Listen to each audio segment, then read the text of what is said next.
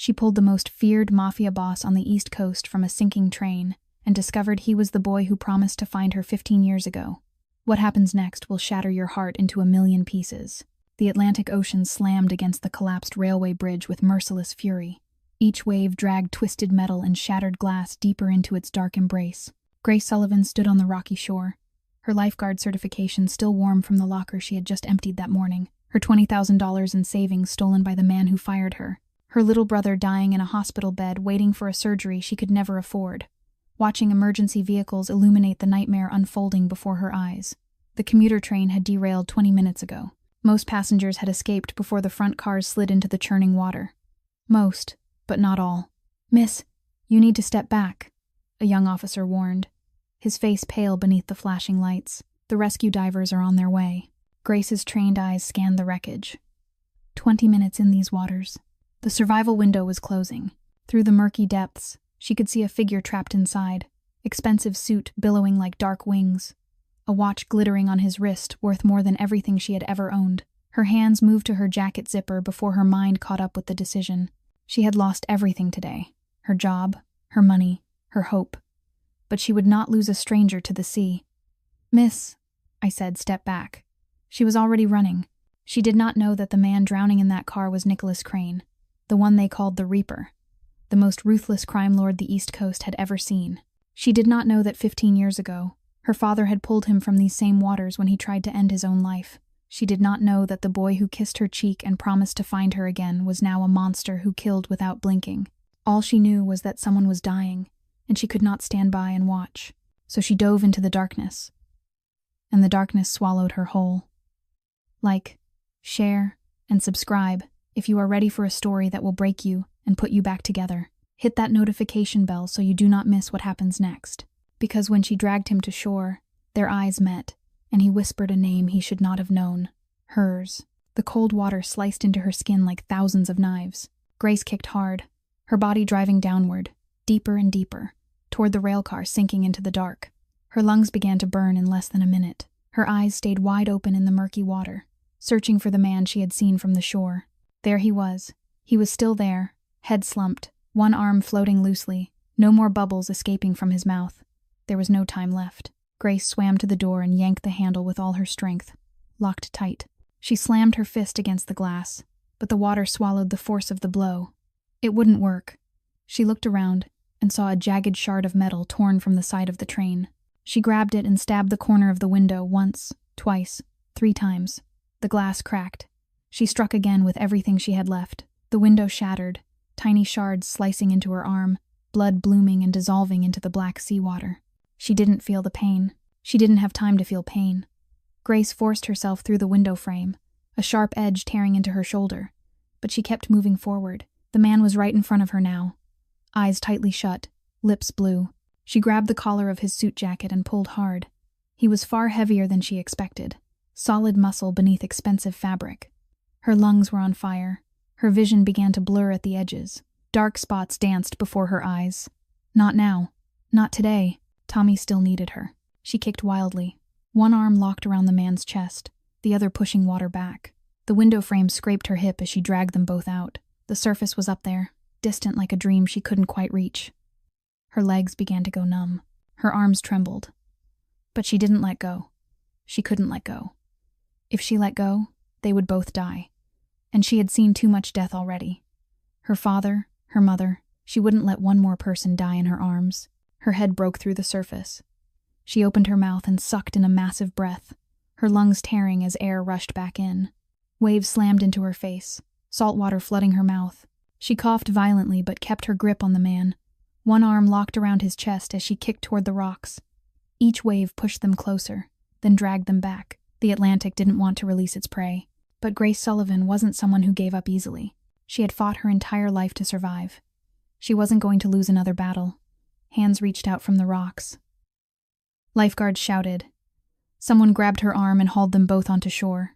Grace collapsed onto the cold stone, her whole body shaking uncontrollably, coughing up seawater. She lay there, staring at the star-filled night sky, trying to remember how to breathe. Alive. She was alive. Paramedics shouted beside her. Prepare the defibrillator. No pulse. Start chest compressions. Grace turned her head. The man lay motionless, as two paramedics pressed rhythmically on his chest. 1, 2, 3, 4, 5. Keep going. Don't stop. She saw his face clearly for the first time under the rescue lights. Sharp features. Cold, even in unconsciousness. A small scar cutting through his left eyebrow. And suddenly, a memory flashed in her mind. A boy with the same scar. 15 years ago. On this very beach. It couldn't be. The man's body jerked violently, seawater pouring from his mouth. He coughed hard, his body convulsing as life surged back into him. The paramedics shouted in relief. "We have a pulse. Stable. Prepare the stretcher." The man's eyes opened, deep blue, like the ocean that had nearly claimed them both, and those eyes locked onto Grace. Not with the look of a man who had just been saved, but with the look of someone who had been searching for something his entire life and had finally found it. His lips moved. Grace leaned closer, trying to hear. One word. Just one word slipped from his pale lips before his eyes closed again. Grace. Her name. He knew her name. Before she could ask, before she could understand, the man slipped back into unconsciousness. The paramedics pushed her aside, lifted him onto the stretcher, and ran toward the ambulance. The doors slammed shut. The siren tore through the night. Grace sat there on the cold rocks, her hands still shaking, blood still running from the cuts on her arms. She watched the ambulance disappear around the bend. He knew her name. How did he know? Grace didn't know how long she sat on the cold rocks. It might have been a few minutes. It might have been hours. She only knew that when a paramedic wrapped a blanket around her shoulders and asked if she needed to go to the hospital, she shook her head. She didn't have money to pay hospital bills. She didn't even have money to buy dinner. She refused all help, stood up on trembling legs, and walked toward the beat-up car parked half a mile away in the lot. The 2005 Honda Civic with the back seat folded down. A thin blanket and an old pillow were all she had. This was her home.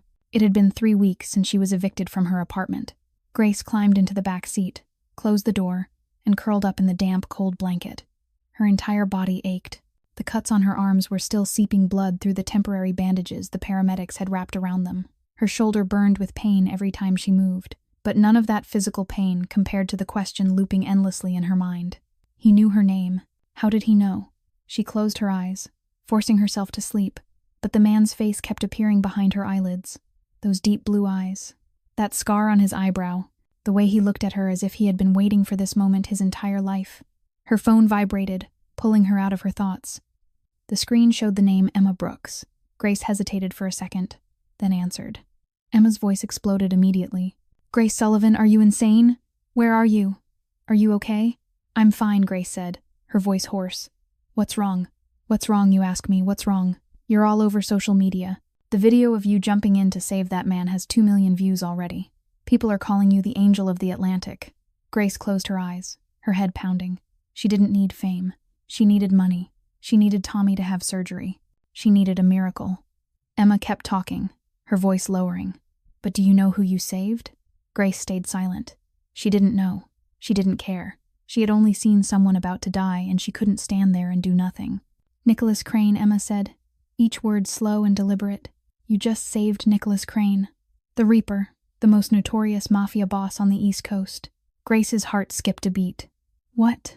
"I'm sending you the link," Emma said. "Read it yourself. And Grace, be careful. That man is dangerous." The call ended. Grace stared at her phone as Emma's message appeared with a link. She tapped it, and the article filled the screen. Nicholas Crane, 33 years old, head of the largest criminal empire on the East Coast, known as the Reaper for his ruthless brutality. The FBI had investigated him for 10 years but never had enough evidence to charge him. The article said he controlled ports, illegal casinos, loan shark operations. It said he had killed dozens of people with his own hands. It said he never smiled, never forgave, never forgot. And beneath the article was a photograph. Grace stared at it, and the world around her seemed to collapse. That face. Sharper now, colder, but still that face. The scar on the left eyebrow, the deep ocean blue eyes, and memories from 15 years ago crashed over her like a tidal wave. She was 13, playing on the beach with her father. Screams from offshore. A boy sinking, arms flailing desperately.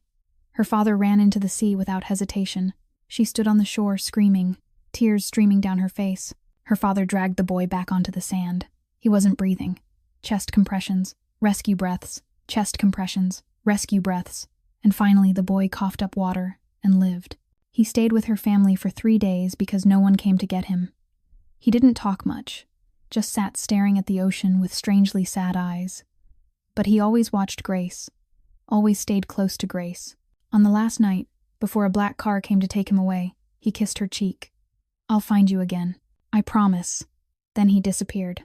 Grace never saw him again, never knew his name, never knew who he was, until now. Grace stared at Nicholas Crane's photo on her phone, her hands shaking so badly she almost dropped it. The boy her father had saved. The boy who kissed her cheek and promised to come back. That boy was now the most terrifying mafia boss America had ever known, and she had just saved him again. Grace couldn't sleep that night. She lay curled in the back seat of the car, staring at Nicholas Crane's photo on her phone screen until the battery finally died. That face.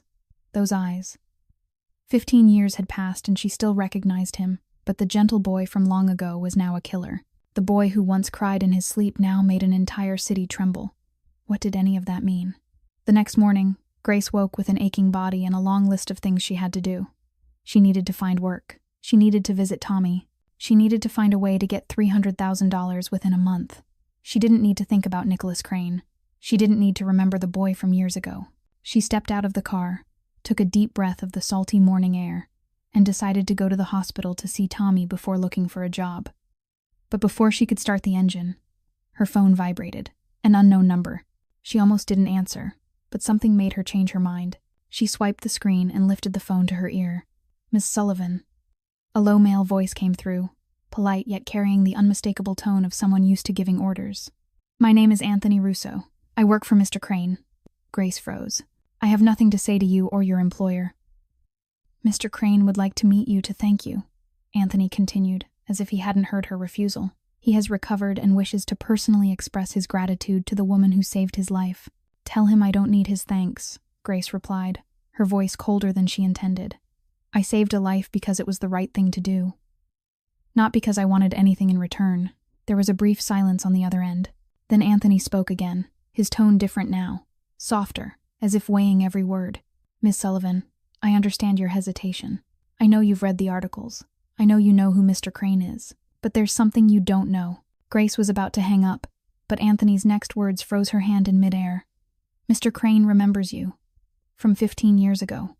Grace's heart clenched as if someone had squeezed it shut. She opened her mouth, but no sound came out. "He's been looking for you for 15 years, Anthony continued, his voice slow and heavy, as if revealing a secret kept too long. "He knows your name. He knows your father saved him. He remembers the 3 days at your house. And he remembers his promise." Grace gripped the steering wheel, her knuckles turning white. She wanted to scream that that was 15 years ago, that the boy from back then was gone and a monster had taken his place, that she wanted nothing to do with Nicholas Crane's world, but she couldn't say it. Because deep in her heart, some part of her still remembered that boy, still remembered the way he held her hand when he woke up, still remembered how he cried in his sleep and how she sat beside him all night, still remembered the kiss on her cheek and the promise to return. "Mr. Crane isn't forcing you to do anything," Anthony went on when Grace remained silent. "He only wants to meet you, to talk. Whether you come or not is entirely your decision. I'll send you the address. If you change your mind, he'll be waiting." The call ended. A message appeared with the address of a building in the city center. Crane Tower, the top floor. Grace stared at the message, then looked out at the ocean through the windshield. 15 years. That boy had been searching for her for 15 years. While she struggled to survive, while she lost her parents, while she worked 3 jobs a day to care for her brother, that boy had become a kingpin and had never stopped looking for her. Why? She wasn't going to go. She told herself that firmly. She had her own life. She had Tommy. She didn't need a mafia boss crashing into her world and tearing everything apart. But when she closed her eyes, she didn't see Nicholas Crane, the cold-blooded killer from the headlines. She saw an 18-year-old boy, soaked with seawater, clutching her hand as if she were the only lifeline he had ever known, and she knew that no matter how much she tried to deceive herself, she wouldn't be able to stay away. Crane Tower rose over the heart of the city like a king surveying his subjects. 70 floors of glass and steel, the tallest building within 50 miles, a symbol of power Grace had only ever seen on television. She parked her battered Honda among rows of Bentleys and Rolls-Royces in the garage, feeling more out of place than she ever had in her life. She didn't belong here, but she walked in anyway, The lobby was vast like a cathedral, polished marble floors reflecting the glow of crystal chandeliers. A man in a black suit was already waiting by the reception desk. Anthony Russo. She recognized his voice instantly. "Miss Sullivan, thank you for coming." Anthony inclined his head, his face unreadable, yet there was something in his eyes she hadn't expected. A note of respect. "Mr. Crane is waiting for you upstairs." Anthony led her to a private elevator, the kind that required a special access card to operate. He pressed the button for the top floor, and the doors slid shut. Grace watched the numbers climb on the display. 10, 20, 30. Her heart beat faster with every passing floor. 40, 50, 60. What was she doing? Why was she here? 70. The doors opened, and Grace stepped into another world. Nicholas Crane's penthouse was as large as every apartment she had ever rented, combined and multiplied by 10. The ceiling soared overhead, floor-to-ceiling windows revealing the city and the distant ocean beyond. The furnishings were minimal, yet each piece radiated a suffocating kind of luxury. And at the center of the room, standing with his back to her as he looked out through the vast glass wall, was Nicholas Crane. He turned at the sound of her footsteps, and Grace felt her heart stop. 15 years. 15 years had transformed the skinny boy she remembered into the man standing before her. Over 6 feet tall, broad-shouldered, his body solid beneath a black shirt. His face was carved with sharp angles, a hard jawline, and those deep blue eyes were exactly as she remembered. Only now they were colder, harder, more dangerous. His left arm was still wrapped in bandages, evidence of the accident 2 days earlier. Yet he stood straight, as if the injury were nothing more than a minor inconvenience. "Grace." Nicholas said her name, his voice low and rough, as if it had been held in his throat for far too long. Finally, he moved toward her, each step slow and deliberate, like a panther closing in. Grace wanted to step back, but her feet felt nailed to the floor. 15 years. Nicholas stopped less than a step away from her, his blue eyes fixed on her with an intensity that made it hard to breathe. "I've been looking for you for 15 years. His voice wasn't cold anymore. It carried something Grace couldn't name. Pain. Hunger. Or maybe both. She swallowed, forcing her voice to stay steady. "Why? Why?" Nicholas echoed the word as if it made no sense. "Because you're the only person who ever made me want to live." Grace didn't know how to respond. She stood there staring at the man in front of her, searching for the boy from long ago beneath the frightening exterior. And she found him. In his eyes, in the way he looked at her. That boy was still there, buried deep beneath the monster the world had made of him. Nicholas turned away, walked to his desk, and picked up an envelope. He came back and placed it in Grace's hand. "Open it." Grace looked at him for a moment, then opened the envelope. Inside was a check. She saw the amount and nearly dropped it. $350,000. "For your brother," Nicholas said, his voice flat. "I know he needs surgery. I know you don't have the money. This is my thanks." Grace stared at the check, then at Nicholas. Anger flared inside her, sharp and sudden, and she didn't know exactly why. Maybe because he thought he could buy her with money. Maybe because he knew about Tommy when she had never told him. Maybe because he made everything more complicated when her life was already falling apart. "I don't need your money," Grace said, her voice trembling but firm. She set the envelope on the desk and pushed it back toward him. "I didn't save you for money, and I won't take Mafia money to save my brother." She turned and walked quickly toward the elevator. "Grace," Nicholas called after her, his voice carrying something close to desperation, but she didn't stop. She stepped into the elevator, pressed the button for the ground floor, and didn't look back. The doors slid shut, and in the final instant, she saw Nicholas standing there, the envelope in his hand, watching her with eyes she couldn't read. The elevator descended. Grace leaned against the wall, closed her eyes, and tried to hold back the tears rising inside her. She had done the right thing. She knew she had done the right thing. So why did her heart hurt so badly? 2 days after leaving Nicholas's penthouse, Grace received the call she had feared most. The hospital's number. She was on her way to the bar, where she had just secured a night shift job when her phone vibrated. "Miss Sullivan?" The nurse's voice on the other end was urgent. "Your brother, Tommy Sullivan, has just been taken into the emergency room. You need to come immediately." Grace's world collapsed. She spun the car around, slammed on the gas, ran red lights, weaved through traffic with trembling hands gripping the steering wheel. No, not Tommy. She could lose her job. She could lose her car. She could lose everything, but not Tommy. She rushed into the hospital, found the emergency room, and saw her brother lying on the bed, an oxygen mask over his face, the monitor beside him beeping steadily.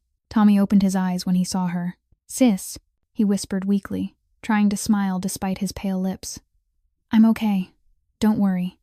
But the doctor pulled Grace into the hallway, and what he said made her knees nearly give out. "His heart is deteriorating faster than we expected," the doctor said, his voice low and grave. "We need to operate this week. We can't wait any longer. If we do, he won't survive past next month." Grace clenched the doctor's sleeve, her nails digging into her palm until blood welled up. "But I don't have the money. I'm trying to raise it. Please give me more time." The doctor looked at her with compassion but helplessness. "Miss Sullivan, I understand your situation, but this is life and death. Tommy's heart can't wait. If you can't cover the full cost, we'll do everything we can. But I can't promise the best outcome without adequate resources." $300,000. The amount she needed, the money she had refused 2 days earlier. The doctor walked away, leaving Grace alone in the cold hospital corridor. She leaned against the wall and slowly slid down to the floor, pulling her knees to her chest. She had turned Nicholas down out of pride, because she didn't want Mafia money, because she thought she could manage on her own. But now what? Could pride save Tommy? Could principles keep her brother's heart beating? She thought of Tommy at 10 years old, chasing her across the beach, laughing uncontrollably when she caught him. She thought of the night their parents died, of herself at 16, holding Tommy in a hospital waiting room and promising she'd take care of him no matter what. She thought of the years she worked 3 jobs a day, never complaining, never giving up, just so Tommy could stay in school, could live, could have a future. And now all of those sacrifices would mean nothing if she let her brother die for the sake of her pride. Grace pulled her phone from her pocket. Her hands shook so badly she had to try 3 times to unlock the screen.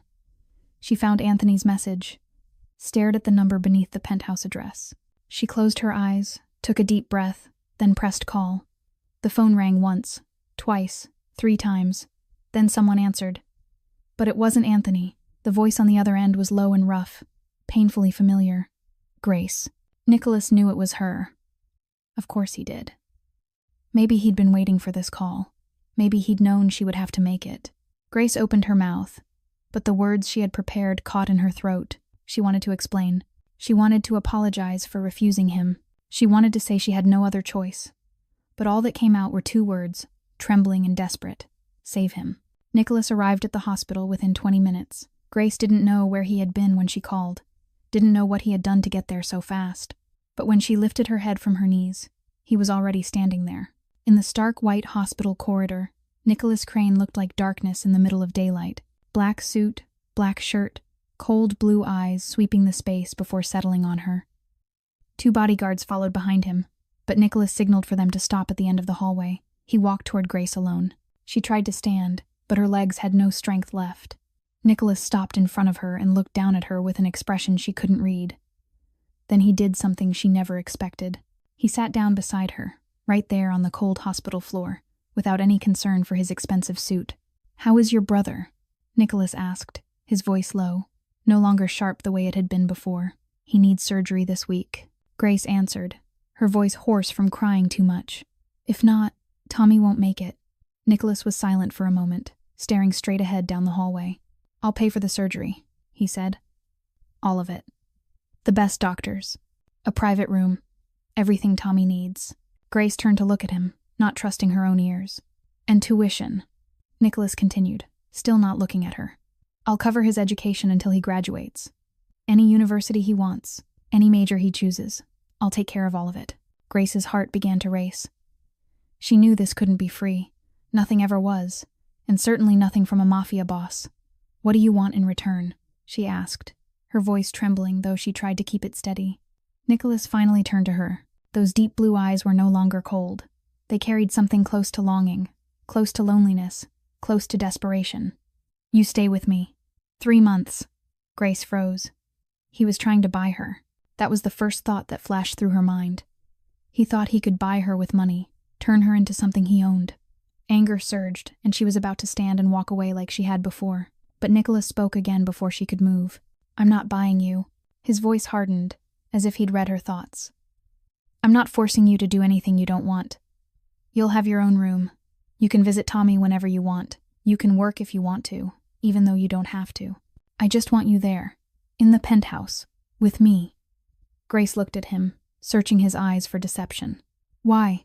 She asked again, the same question she had asked in the penthouse. Why do you want me there? Nicholas was silent for a long time. Then he answered, his voice so low she had to lean closer to hear it. 15 years ago, those 3 days in your house were the only 3 days in my life when I felt peace. He looked down at his hands, knuckles rough with scars from years of fighting. You don't know where I came from. You don't know where I had to go back to after I left your house. But during those 3 days, you sat beside me when I cried in my sleep. You didn't ask why, you just stayed. Grace remembered. She remembered the boy crying in the dark, and how she had sat by his bed, holding his hand until he fell asleep again. She hadn't thought he knew, but he had. I want that feeling again, Nicholas said, his voice almost a whisper. I know I don't deserve it. I know I'm a monster. But when I'm near you, I remember that I was once human. She looked at the man sitting beside her, the most feared mafia boss on the East Coast, the man who made an entire city tremble, sitting on a cold hospital floor, asking her to stay like a child afraid of being abandoned. 3 months, she repeated. What happens after 3 months? You're free, Nicholas answered without hesitation. No strings, no debts. You can walk away and never look at me again if you want. Grace thought of Tommy, of the surgery, of her brother's future. 3 months. Just 3 months. She could endure 3 months. All right, she said, her voice echoing in the quiet hallway. I'll stay for 3 months. Nicholas looked at her, and for one brief moment, she saw something flicker in his eyes. Not the triumph of a man who had won, but the relief of someone who had just recovered something long lost. Thank you, he said, 2 simple words carrying the weight of 15 years of waiting. Grace didn't reply. She didn't know what to say. She had just made a bargain with the devil, and she had no idea whether she would come out of it whole. Tommy was taken into surgery the very next day. Nicholas did exactly what he had promised. The best doctors. A private VIP room. Every cost paid in full before Grace even had a chance to ask. She sat beside her brother's bed through 12 hours of surgery, praying to any god willing to listen. And when the doctor finally came out with a smile and told her the operation had been a success, Grace broke down and cried the hardest she ever had. Tommy would live. Her brother would live. That was all that mattered. The following day, Grace moved into the penthouse. She didn't have much to bring with her. Just a small suitcase with a few old clothes and one family photo taken before her parents died. Anthony met her in the lobby, escorted her to the top floor, and led her into a room larger than any apartment she had ever rented. A private bedroom with a king-size bed, a bathroom with a separate tub and shower, an empty walk-in closet waiting to be filled, and a balcony overlooking the endless ocean. This is your room, Anthony said.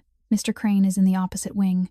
You're free to move anywhere in the penthouse, but please don't enter his office when the door is closed. Grace nodded and didn't ask why. She didn't want to know what happened behind Nicholas Crane's closed doors. The first week passed in an atmosphere of unease and quiet tension.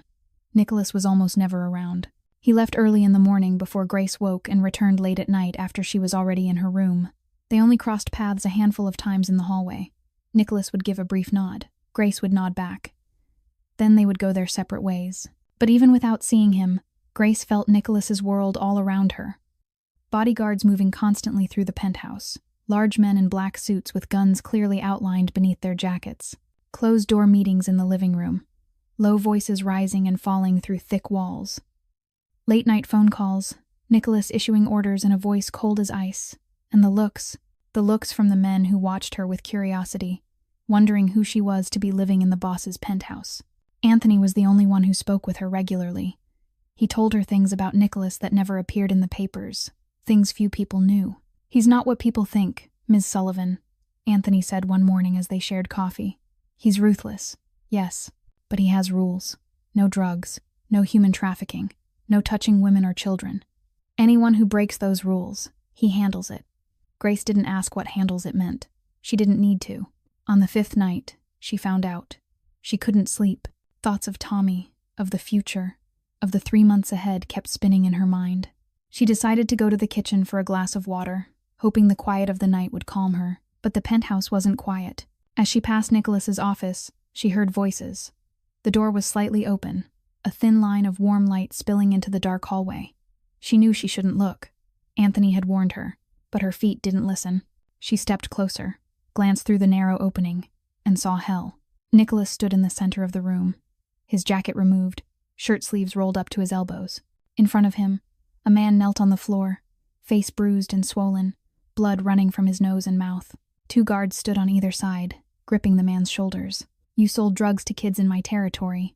Nicholas's voice was so cold, Grace felt a chill race down her spine. "You know the rules. You know the consequences. Mr. Crane, please," the man begged, tears mixing with blood. "I won't do it again. I swear. Please spare me." Nicholas said nothing. He only looked down at the man with empty eyes, not a trace of mercy in them. Then he drew his gun from his waistband. Grace covered her mouth to keep from screaming. "Please don't," the man cried. "I have a wife and children. I know you have a wife and children." Nicholas replied, his voice still ice cold. "The kids you sold drugs to have parents too." The gunshot exploded through the room, deafening in the enclosed space. The man collapsed onto the floor, blood spreading beneath his head. Grace stumbled back, her foot striking the wall, and the sound made Nicholas turn. His blue eyes locked onto the crack in the door, locked onto her, and for one brief moment, she saw something in his gaze. Not anger that she had seen, but pain. Pain because she had seen him like this. Grace turned and ran back to her room, locked the door, and curled into a corner, her entire body shaking. She had known who Nicholas was. She had read the articles. She had heard the rumors. But knowing and witnessing were 2 entirely different things. She had just watched a man die. And the man who killed him was the man she was living with. What had she done? Whose hell had she just stepped into? Grace didn't leave her room the entire next day. She lay on the bed, staring at the ceiling, while the images from the night before replayed in her mind like a horror film with no off switch. The gunshot. The blood. The emptiness in Nicholas's eyes as he pulled the trigger. She didn't eat. She didn't drink. She just lay there wondering what she was doing with her life. By evening, there was a knock at the door. Grace didn't answer. The knock came again, gentle but patient. "Grace." Nicholas's voice came through the wooden door. "I know you're in there. I know what you saw last night. Let me explain." Grace still didn't move. She didn't want to hear explanations. There was no explanation that could justify killing. "I won't come in if you don't allow it," Nicholas continued, his voice low and weary. "But I'll stand here until you open the door. All night if I have to. All week. I'll stand here." 1 minute passed. 5 minutes. 10 minutes. Nicholas didn't leave. Grace heard him lean back against the door, heard his steady breathing in the silence. He really meant to stay there all night. Finally, Grace stood, walked to the door, and opened it. Nicholas stood there without his suit, without a gun, wearing only a wrinkled shirt and eyes heavy with exhaustion. He looked like he hadn't slept since the night before. "May I come in?" he asked, his voice softer than usual. Grace said nothing and stepped aside. Nicholas entered and walked to the window overlooking the ocean, his back to her. Silence stretched between them. Then Nicholas began to speak. "You want to know who I am?" His voice was low and distant, as if telling someone else's story. "I'll tell you. Everything." He took a deep breath. "My mother's name was Maria. She was the gentlest woman I ever knew. She sang to me every night even though my father forbade it. She hid books in my room and taught me to read when my father wanted me to know only how to hold a gun. She loved me in a way I didn't understand, was love until she was gone." Nicholas paused, his shoulders rigid. "My father was Victor Crane, the Mafia boss before me. He was the real monster. Not the kind who kills by rules like I do. The kind who kills because he enjoys it. He beat my mother.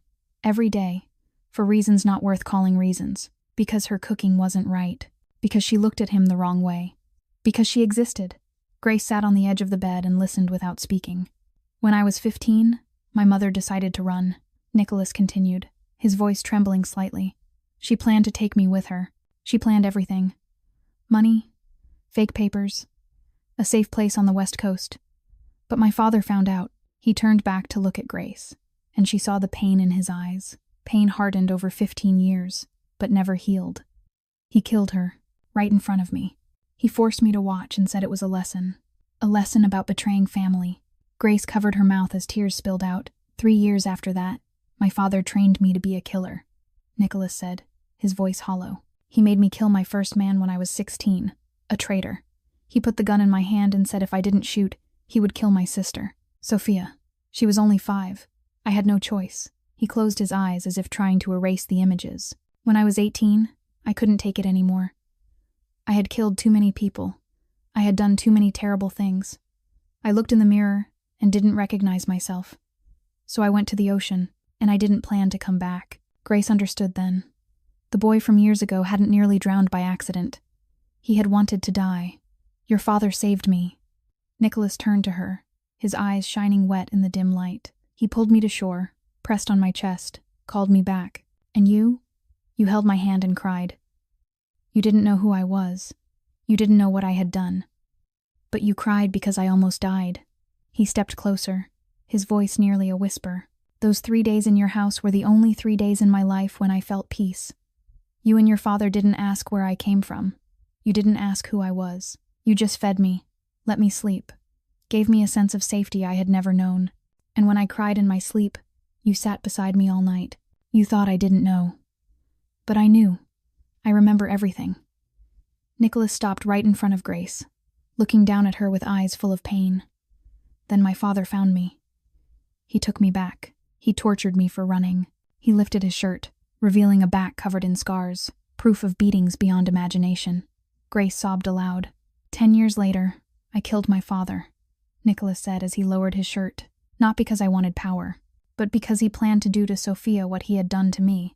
I couldn't let that happen. So I shot him, and I became the boss. He knelt in front of Grace, level with her eyes. I'm not asking you to forgive me. I'm not asking you to accept me. I just want you to understand. I am a monster, but I wasn't born one. I was made into one. And you're the only person who ever saw me before I became this. Grace looked at the man kneeling before her, the most feared mafia boss on the East Coast, a cold-blooded killer, and also the boy who cried in his sleep and searched for her for 15 years. She didn't know what to say. She only reached out, touched his cheek, and let her tears fall. After that night, everything began to change. Not abruptly, but slowly, like a tide rising in gentle waves that no one notices until the water is already at their throat. Nicholas started coming home earlier. Instead of disappearing all day and only appearing near midnight, he was in the kitchen when Grace ate dinner. At first, they sat in silence at opposite ends of the long table, the soft clink of cutlery the only sound between them. Then Nicholas began to ask about her day. Did you visit Tommy today? How is he doing? And Grace began to answer. He's getting stronger. The doctor says he can be discharged in 2 weeks. Short answers gradually grew longer. Silences were slowly filled with real conversations. Grace talked about Tommy, about his dream of becoming an engineer, about the years she struggled to raise him. Nicholas listened, sometimes nodding, sometimes asking questions, always looking at her as if every word she spoke mattered. Then Nicholas began to share as well. Not about business, not about the underworld, but about small things. About the book his mother used to read to him. About the first time he saw the ocean and thought it was the most beautiful thing in the world. About Sophia, his sister, now a doctor living under another name in another city to stay safe. Grace started to see the man behind the boss. Not the Reaper from the headlines, but Nicholas, the boy whose childhood was stolen. The man trying to protect the people he loved in the only way he knew how. She still didn't agree with what he did. She still couldn't accept violence, but she began to understand. And understanding was the first step toward something she was afraid to name. During the 3rd week in the penthouse, a massive storm hit the city. Wind roared against the windows. Rain lashed the walls like thousands of tiny bullets. And then the entire penthouse fell into darkness when the power went out. Grace was in the kitchen when it happened. She stood still in the blackness, unable to see, her heart racing from instinctive fear. Then a hand touched her arm. "It's me." Nicholas's voice came from the dark, low and warm. "Don't be afraid." She heard him move, heard a lighter flick. Then the small flame of a candle illuminated his face. Nicholas lit more candles and placed them around the living room, turning the darkness into a shimmering world of firelight. "It's more beautiful without electricity," Grace said without thinking. Nicholas looked at her, a small smile crossing his lips. It was the first time she had ever seen him truly smile. "You're the first person who's ever said that to me." They sat by the window, watching the storm rage outside. Lightning tore across the sky, turning night into day for brief moments. Grace hugged her knees and stared into the white curtain of rain. "Are you afraid of storms?" Nicholas asked. "No," Grace said. "I'm only afraid of being left alone in one." Nicholas turned to her, candlelight dancing across his sharp features. "I won't leave you." His voice was low and steady. "Never." Grace looked into those blue eyes and saw that he believed it. It wasn't an empty promise. It was a vow. She didn't know who moved first. Maybe it was her. Maybe it was him. Maybe it was both of them at the same time, but the next moment, their lips met. The kiss was so gentle Grace thought she might be imagining it. Nicholas's lips were warm, softer than she expected, and he kissed her as if she were the most precious thing in the world, as if he were afraid she would break if he wasn't careful. His hand lifted her chin, his thumb brushing her cheek, and Grace felt every thought dissolve. There was only this feeling, only him. Then lightning split the sky, thunder crashing like an alarm. Grace pulled back sharply, eyes wide, breath unsteady. What had she just done? She had kissed Nicholas Crane, a mafia boss, a killer. She was falling in love with a killer. The realization struck her like a tidal wave. I have to go. She stood up, her voice shaking. I need to think. Grace, Nicholas called, rising after her, but she was already running. She ran to her room, slammed the door shut, leaned against the wall, and slid to the floor. Her heart pounded wildly. Tears streamed down her face before she even realized she was crying. She was in love with him. She, Grace Sullivan, was in love with Nicholas Crane. And it was the most insane, dangerous, unforgivable thing she had ever done in her life. Grace avoided Nicholas for 2 days after the kiss during the storm. She left her room only when she was certain he had already gone to work, ate alone in the kitchen, and returned to her room before he came back. She needed time. She needed to sort out her thoughts. She needed to understand why her heart kept racing every time she thought about him. But Nicholas didn't give her that time. On the morning of the 3rd day, he was waiting right outside her door. I want to take you to see Tommy, he said, his tone calm, as if nothing had happened between them. The doctor says he's strong enough to have visitors now. Grace wanted to refuse, but this was Tommy, her brother. She couldn't let her personal emotions stop her from seeing him. Fine, she replied shortly, not looking him in the eyes. They went in Nicholas's car, a sleek black Mercedes with a driver and security following behind. The entire drive, Grace stared out the window, deliberately silent. Nicholas didn't push her. He just sat there, quiet, occasionally glancing at her with eyes she didn't dare meet. The hospital had moved Tommy to a VIP room as Nicholas had arranged. The room was spacious and bright, with a television and a sofa for visitors. Tommy sat up in bed, his color far healthier than the last time Grace had seen him in the emergency room. "Sis," Tommy exclaimed when he saw her. Then his gaze shifted to the man beside her. "And this is the guy who paid for everything." Before Grace could answer, Nicholas stepped forward and nodded. Nicholas Crane. Tommy looked Nicholas up and down without fear, even though he had surely read the news about this man. Then he smiled. "Thank you for saving my life. I don't know how to repay you." "No need to repay me," Nicholas replied. "Your sister saved my life first." Grace sat beside Tommy and took his hand. They talked about his recovery, about plans after discharge, about his return to university next semester. Nicholas stood quietly in the corner, speaking little, listening to everything. And then Tommy, with the bluntness of a younger brother who enjoyed teasing his sister, suddenly asked a question that made Grace want the ground to swallow her. "You like my sister, don't you?" The room fell silent. Grace felt her face burn.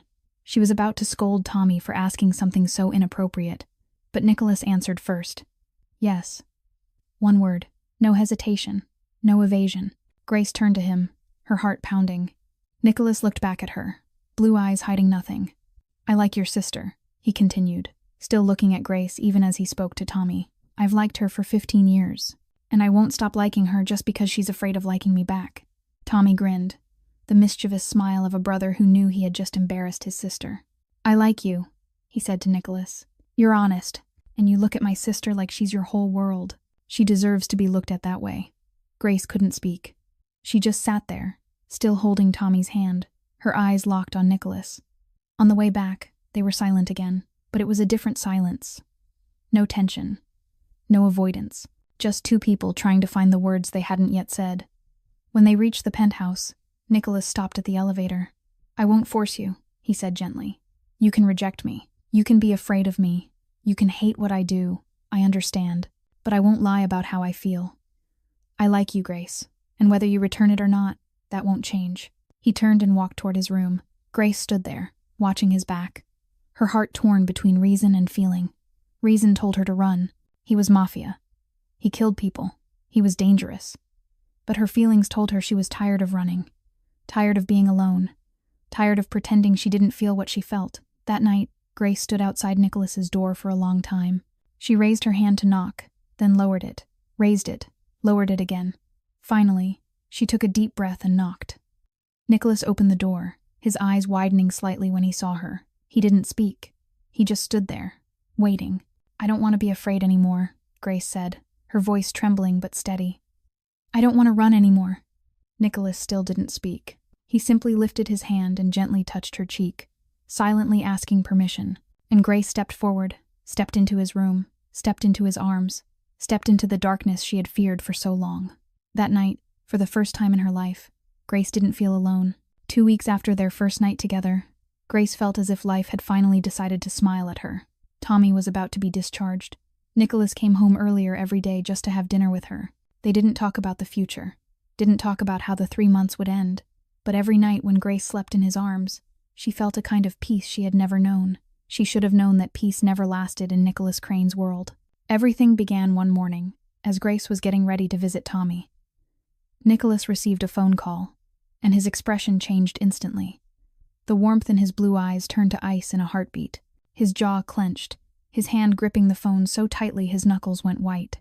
When he ended the call, he turned to Grace with a look she had never seen before.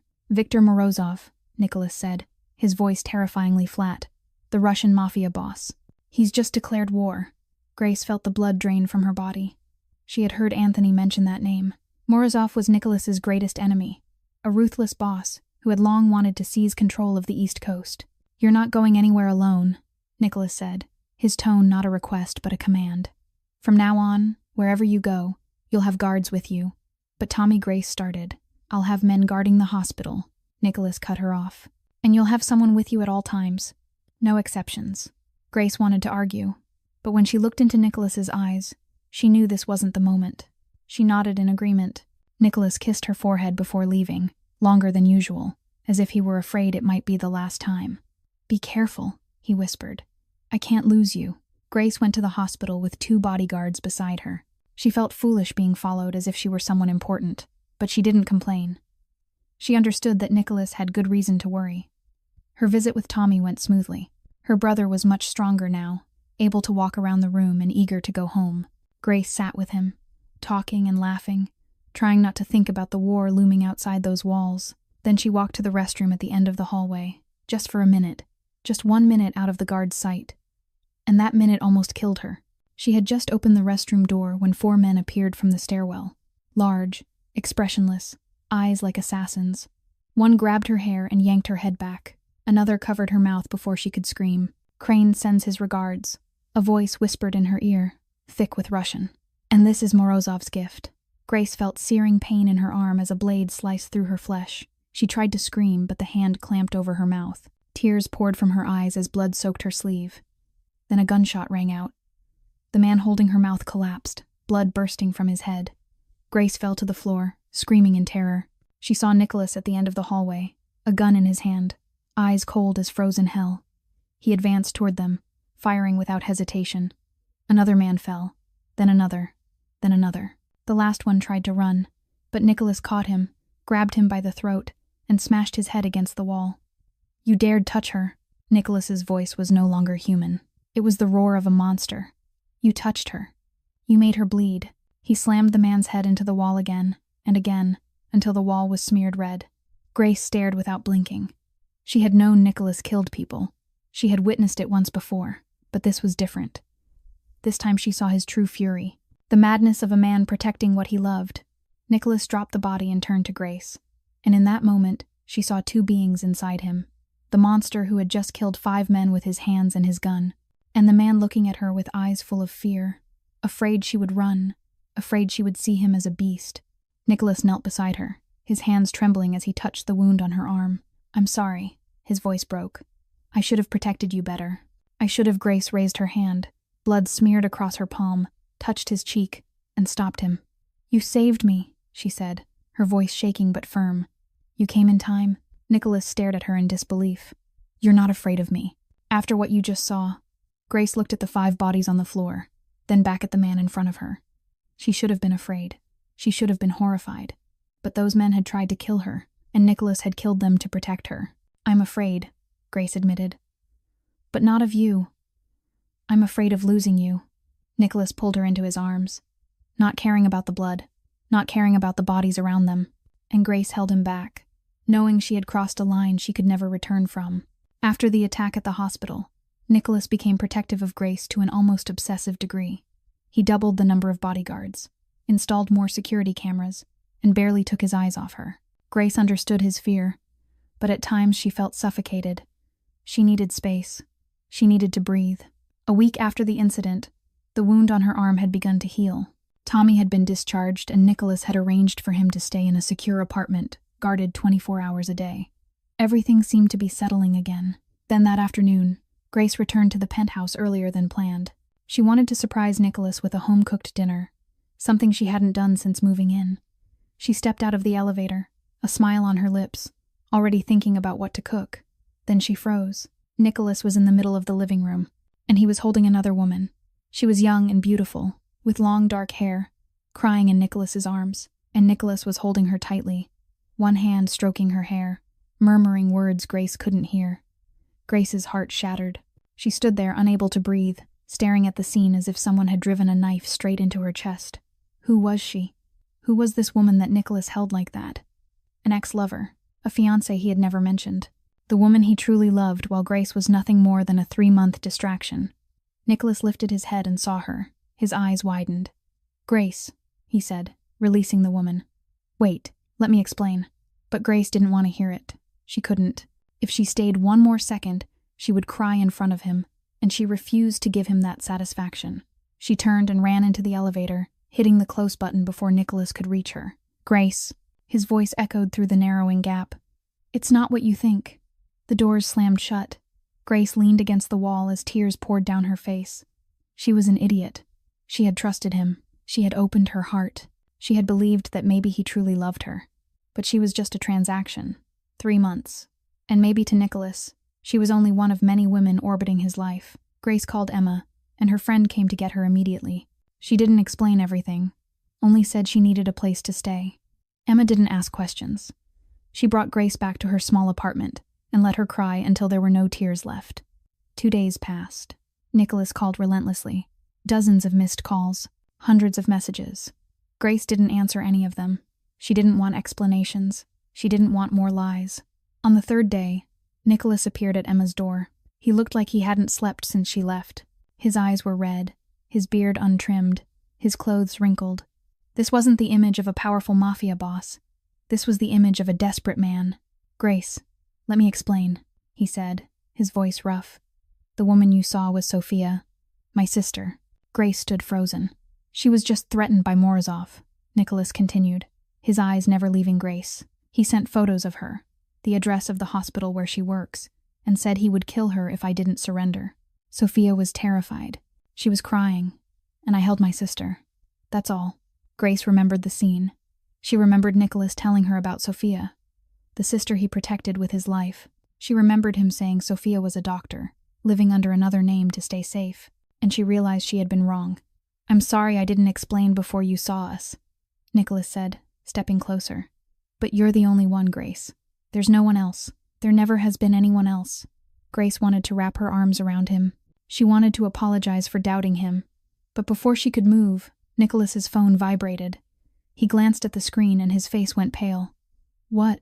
Grace asked, her heart racing. Nicholas looked at her. His eyes filled with pain and fear.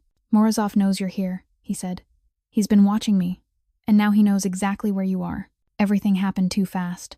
The moment Nicholas finished speaking, the windows of Emma's apartment exploded inward. A smoke grenade rolled across the floor, white smoke swallowing the room within seconds.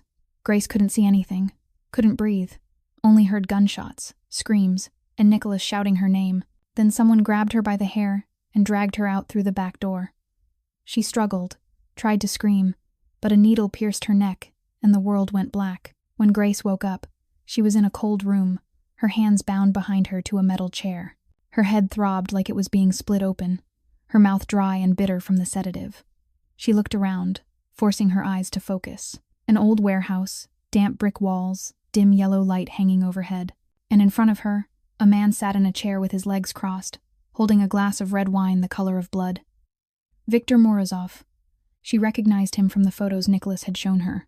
60 years old, silver hair slicked back, a face carved with wrinkles, eyes sharp as knives. He wore a white suit, grotesquely out of place in the filthy warehouse, as if he wanted to emphasize the distance between himself and the dirt of what he did. "Nicholas Crane's girl," Morozov said, his voice thick with a Russian accent. "At last, we meet." Grace said nothing. She refused to show her fear even though her heart was racing wildly. Morozov stood and walked closer, bending down until his face was level with hers. "Do you know why you're here?" "Because you want to use me to force Nicholas," Grace replied, her voice shaking but steady. "You won't succeed." Morozov laughed, a cold sound echoing through the empty warehouse. "Do you really think so?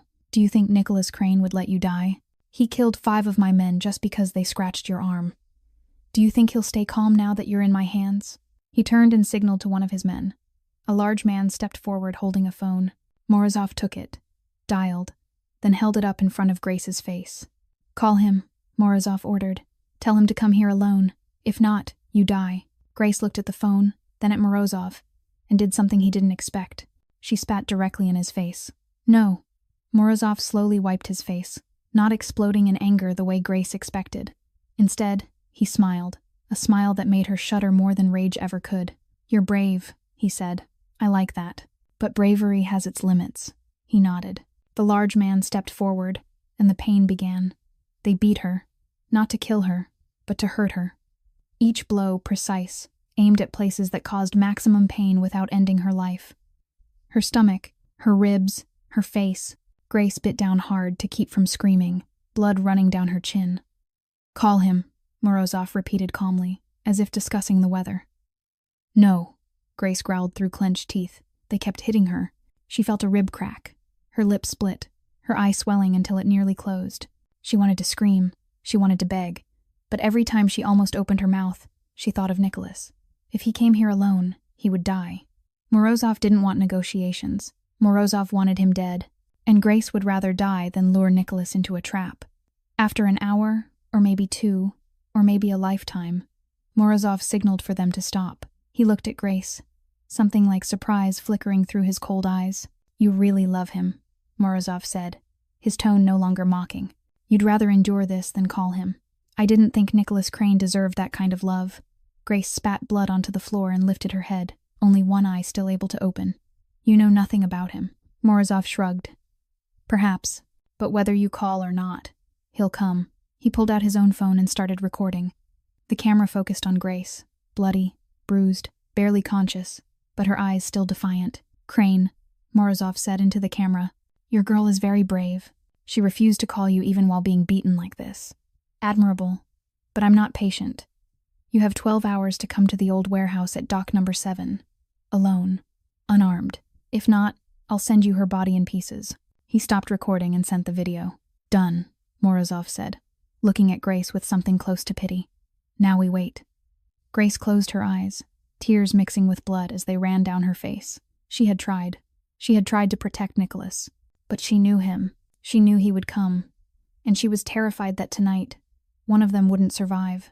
Nicholas arrived exactly 12 hours after receiving the video. The warehouse door opened, and he walked in alone, his hands raised high, unarmed, exactly as Morozov had demanded.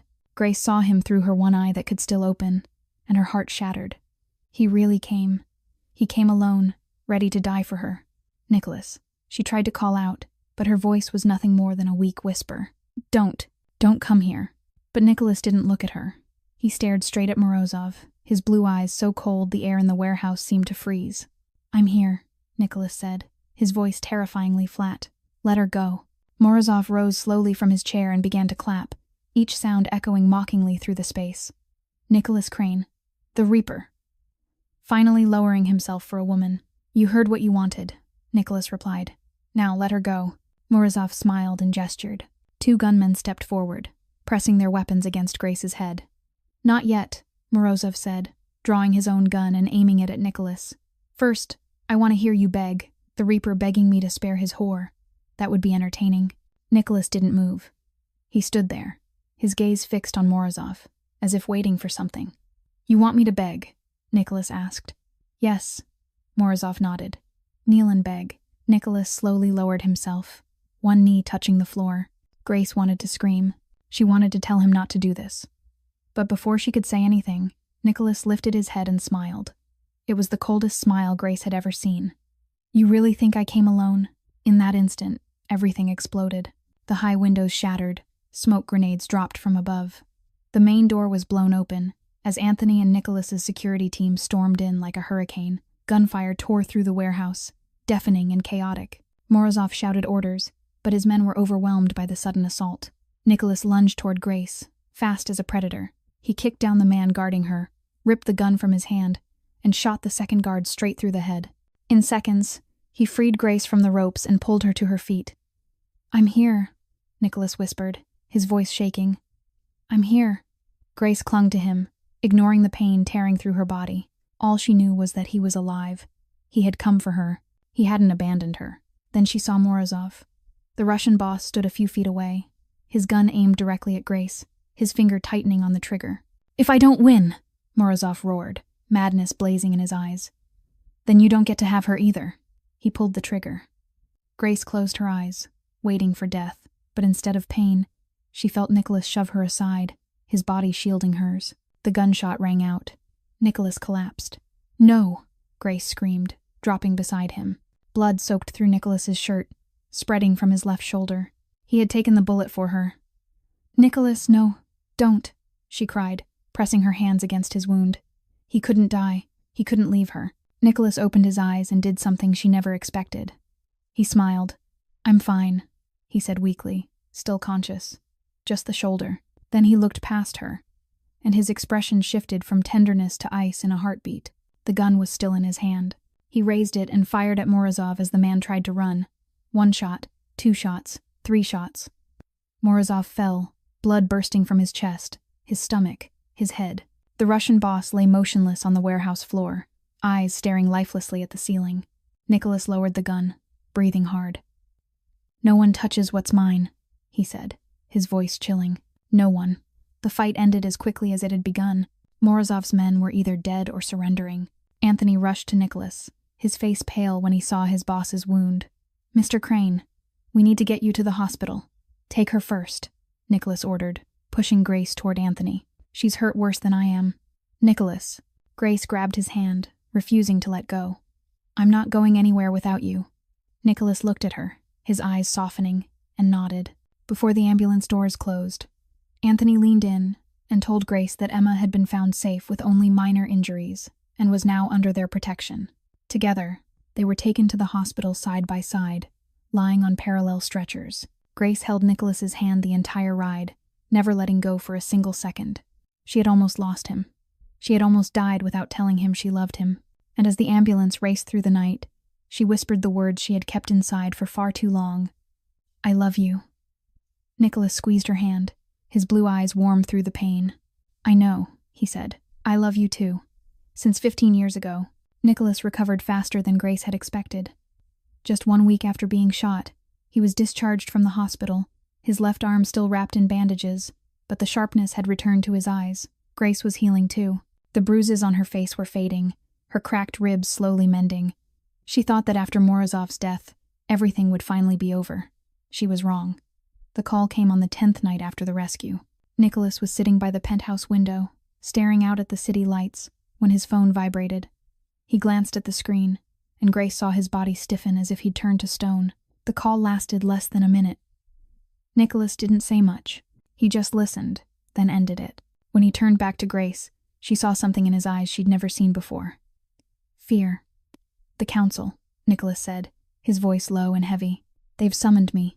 Grace had heard about the 5 Families Council from Anthony. It was the most powerful organization in the East Coast underworld. 5 mafia bosses who enforced the laws and balance of the shadows. Even Nicholas, despite his power, was subject to their judgment. "What do they want?" Grace asked, stepping closer. Nicholas was silent for a long time, as if searching for words that didn't exist. "I killed Morozov without their approval," he finally said. "Morozov was a council member. I broke the law." Grace's heart sank. "What's the consequence?" she asked quietly. Nicholas looked at her, and the pain in his blue eyes was unmistakable. "They gave me 2 choices," he said. "1, I kill you to prove my loyalty to the Mafia code. 2, we both die." Grace stood frozen, unable to breathe. She heard every word, understood every word, but her mind refused to fully accept them. They want you to kill me? She whispered. Nicholas nodded, his face twisted with agony. They say you're my weakness. And in this world, no one is allowed to have a weakness. If I don't eliminate it, I don't deserve my seat among them. How much time do you have? Grace asked, her voice trembling. 3 days, Nicholas replied. 72 hours. Then they meet again. And I have to give them my answer. 3 days. That was all the time they had left. Grace looked at the man in front of her. A man who'd killed without mercy. A man who'd taken a bullet for her. A man who'd told her he loved her in the back of an ambulance. Could you kill me? She asked directly. Nicholas looked at her as if she'd driven a knife into his chest. No, he said, his voice breaking. Never. Then we'll both die, Grace said, her tone strangely calm. No. Nicholas grabbed her shoulders, his eyes burning. I'll find a way. I won't let you die. I won't let anyone touch you. But how can you fight all 5 families? She asked. I don't know, Nicholas admitted, pain etched into every word. But I'll figure it out. I have to. That night, Grace lay in Nicholas's arms, listening to the steady rhythm of his heartbeat. She didn't cry. She'd cried too much already. Now there was only a quiet, unsettling peace, as if she'd accepted her fate. If she had to die, at least she'd die beside the man she loved. But deep in her mind, an idea was beginning to take shape. Nicholas had saved her more times than she could count. Now it was her turn to save him. The next morning, while Nicholas went to meet Anthony to discuss possible countermeasures, Grace sat alone in the penthouse, thinking about the idea that had taken shape in her mind the night before. Nicholas had spent his entire life fighting alone. He was used to solving every problem with violence. But this time, violence wasn't the answer. The 5 families were too powerful, too numerous, too organized. Nicholas couldn't defeat them with guns and blood. But maybe he could defeat them another way. Grace remembered what Anthony had once told her about Nicholas. About his rules. No drugs, no human trafficking, no harm to women and children. She remembered the stories Nicholas had shared about the legitimate businesses he was building, about the families he protected within his territory, about the people he had helped without ever asking for anything in return. Nicholas wasn't just a killer. He was also a protector. And if she could prove that to the council, maybe they would change their decision. Grace called Anthony first. Anthony, I need your help with something. Her voice was steadier than it had ever been. I need a list of everyone Nicholas has helped over the past 10 years. Everyone. From employees in his businesses to the families he's protected. Anthony was silent for a moment. What are you planning to do? I'm planning to save him, Grace replied, in a way he'd never expect. Anthony agreed without asking further questions. Over the next 2 days, Grace worked without rest. She called every person on the list Anthony provided, explained the situation, and asked them to testify for Nicholas before the council. The responses surprised her. No one refused, not a single person. The woman Nicholas had rescued from a trafficking ring 5 years earlier agreed immediately. I owe him my life, she said over the phone. I'll come. The man Nicholas had given a job to when no one else would hire him because of his criminal record also agreed. Mr. Crane gave me a second chance. I'll be there. Families living in the neighborhoods Nicholas protected, people who had never had to fear street violence because of him, all said yes. Then Grace called Sophia. Nicholas's sister listened to the plan and cried. I'll come, Sophia said, her voice breaking. I'll tell them about my brother, about who he really is, not the monster the media invented. Finally, Grace called Tommy. Her brother, still weak after surgery, didn't hesitate for a second. Are you kidding me? Tommy said. He saved my life. He paid so I could live. I'll be there, even if I have to crawl. By the end of the second day, Grace had gathered more than 100 people. 100 people willing to stand up for Nicholas Crane, the Mafia boss the entire underworld feared. She didn't tell Nicholas about her plan. He'd refuse. He'd say it was too dangerous and wouldn't let her risk herself. But Grace had already decided. She'd once jumped into the ocean to save a stranger. She wasn't going to sit still and watch the man she loved be executed. The night before the council meeting, Grace went to Anthony. I need you to get me into that meeting, she said. Me and everyone who's agreed to testify. Anthony looked at her for a long moment, then sighed. Do you know how dangerous this is? If they don't accept it, we all die. I know, Grace nodded, but if we do nothing, Nicholas will die for sure. At least this way, we have a chance. Anthony was silent again, then nodded. I'll get you in.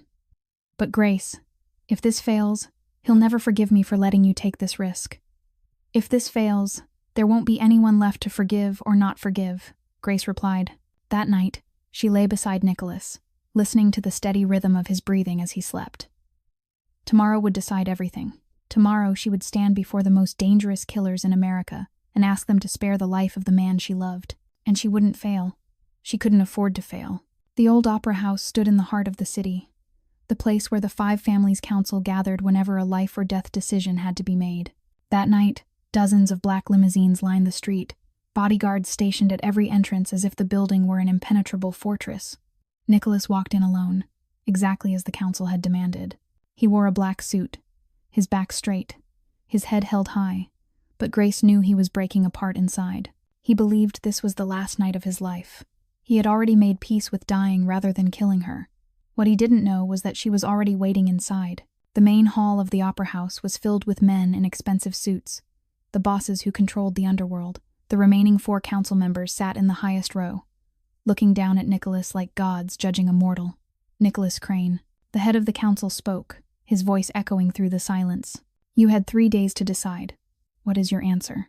Nicholas stood alone at the center of the stage, unarmed, without allies. He took a deep breath, preparing to speak the decision he knew would condemn them both. But before he could open his mouth, the hall doors burst open. Grace walked in, followed by more than 100 people. Nicholas turned, his eyes wide with shock. Grace. His voice broke. What are you doing here? Grace didn't answer. She walked straight down the center aisle, the crowd following her, until she stood beside Nicholas on the stage. She faced the council, lifting her chin even as her heart pounded wildly.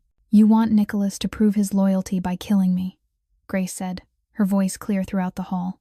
You say I'm his weakness. Today, I'm going to prove you wrong. She turned and gestured to the crowd behind her. These are the people Nicholas Crane has helped over the past 10 years. They're here to testify for him, not out of fear, but out of gratitude. One by one, they stepped forward. The woman Nicholas had saved from a trafficking ring described the night he destroyed her captors and brought her to safety without asking for anything in return. The man with a criminal record spoke about the second chance Nicholas gave him, about steady work, about being able to support his family.